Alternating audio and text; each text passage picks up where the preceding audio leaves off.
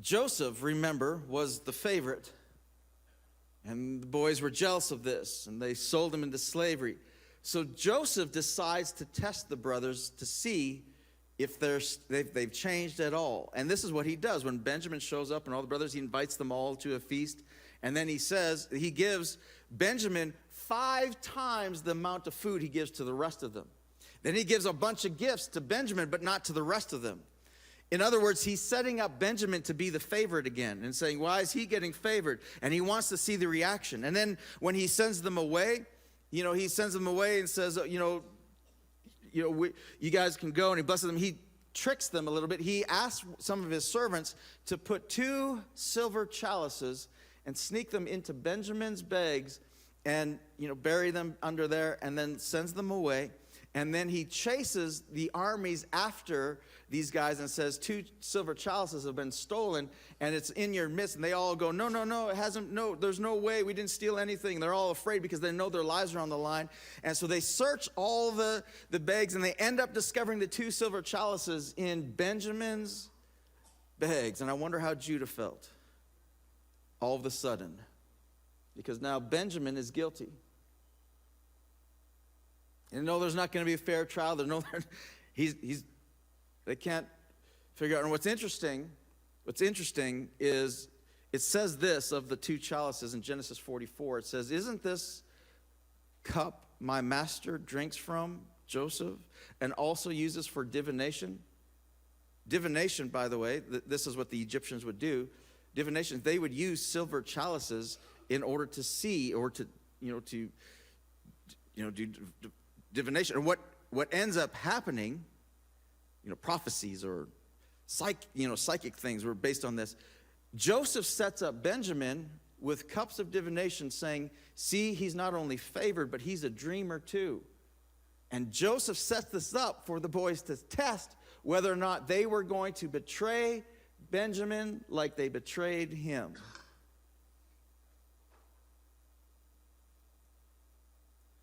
And all the boys come back. And Judah goes into an epic speech, the culmination of the book of Genesis. And in the midst of this speech, this is what Judah says.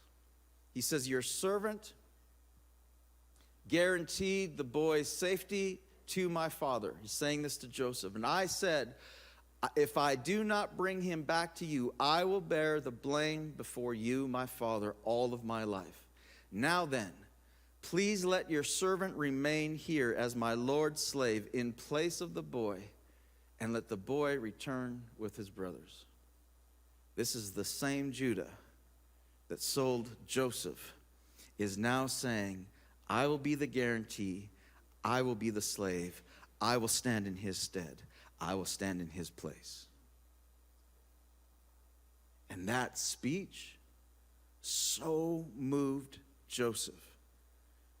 The Bible says that Joseph ran out of the room and wept so loudly that all of the palace could hear him.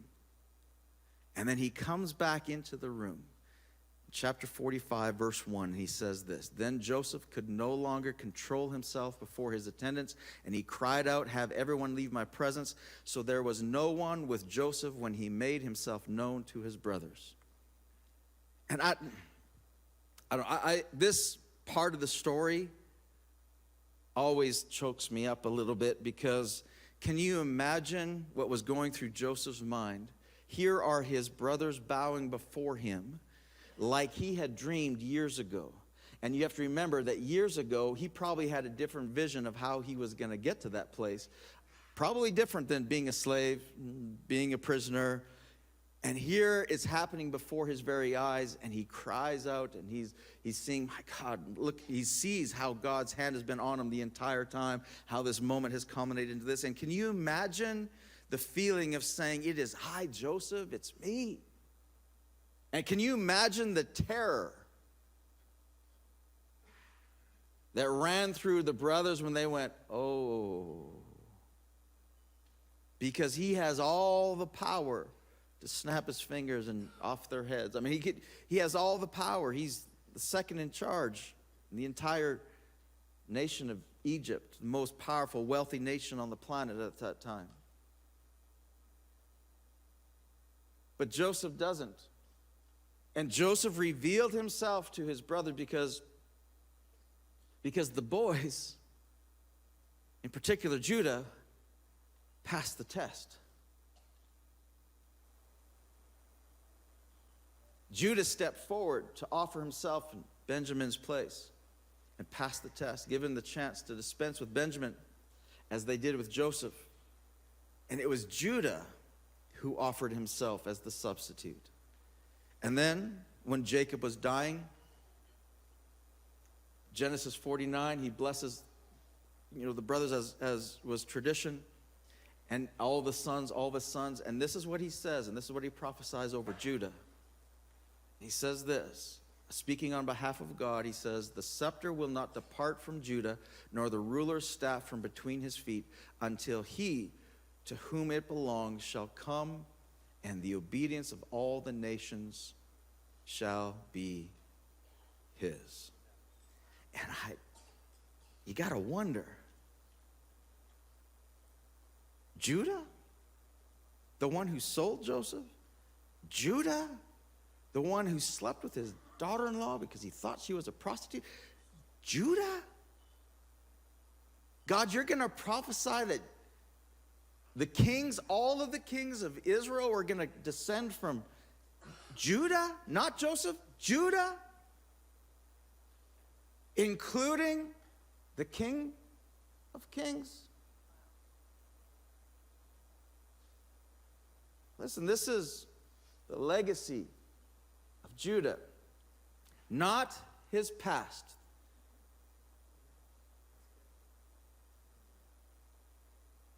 Someone's got to be thankful for that. Come on. That God doesn't hold our past against us. Come on.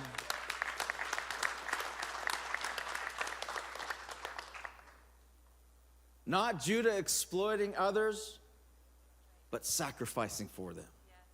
Not pushing others down, but lifting them up. Not using power to hurt others, but instead to help. God saw Judah's willingness to sacrifice for his brother and decided to stake his name on that. God looked at Judah and says, that's the legacy. That's what I'm going to stake my name on. That Judah, an imperfect human being, was willing to be the substitute for his brother. And he says, on that kind of love covers a multitude of sins. That kind of love is exactly the example of what Jesus is going to do for all of us. That while Judah was willing to be the substitute for Benjamin, Jesus became the substitute for you and for me.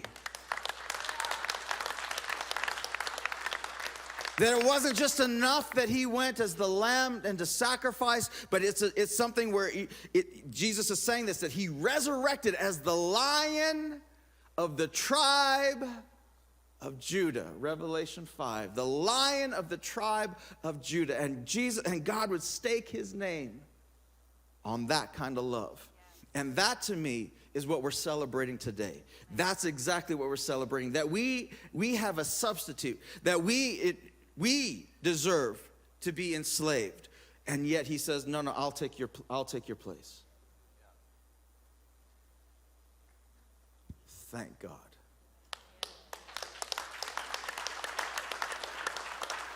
There's only one king, only one man who is the perfect embodiment of Judah's legacy. And the reason we have hope despite our glaring flaws, come on, is because Jesus came and offered himself as the guarantee of safety for us. And then Jesus would say this, and this is today's takeaway. Jesus would say this, that greater love has no one than this, that one would lay down his life for his friends. And Jesus embodied that. And Judah was willing to. And Jesus said, on that kind of love, I'm going to stake my name.